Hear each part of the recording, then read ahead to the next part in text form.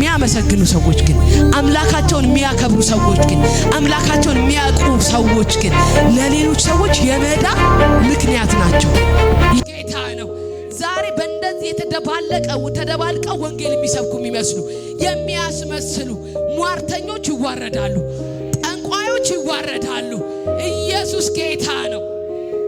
እናንተ ጳውሎስ ቼክ ሲያደርጋት ይማ ጤነኛ መንፈስ አይደለም።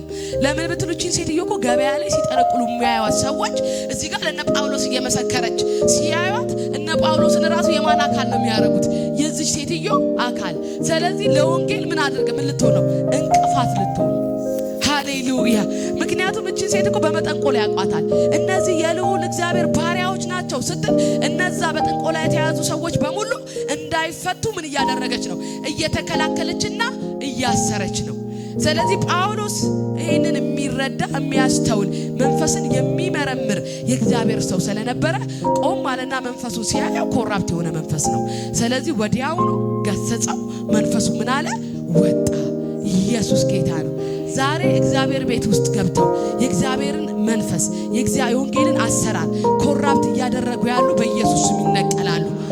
ዛሬ በኢየሱስም ይነቀላሉ። ወንጌልን እየበከለ ያለ መንፈስ በኢየሱስም ይነቀላል። ከቤተ ክርስቲያን ይነቀላል። ከብዙ መድረኮች ላይ በኢየሱስም ይነቀላል። ኢየሱስ ጌታ ነው።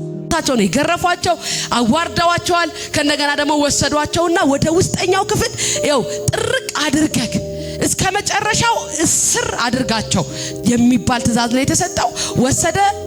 ከግንድም ጋር ጠርቆ ነው የሚለው መጽሐፍ ቅዱስ። ምን አላቸው? አሰራቸው።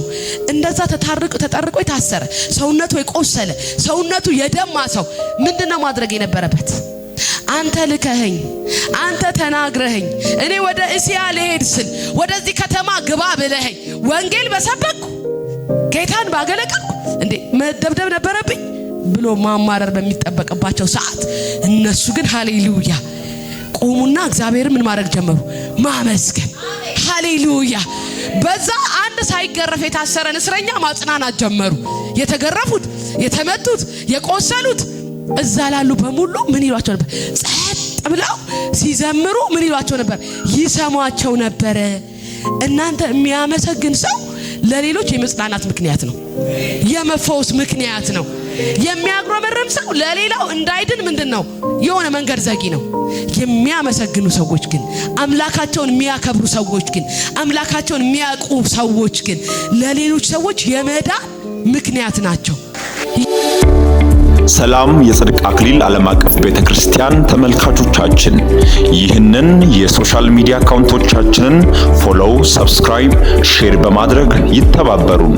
እናመሰግናለን።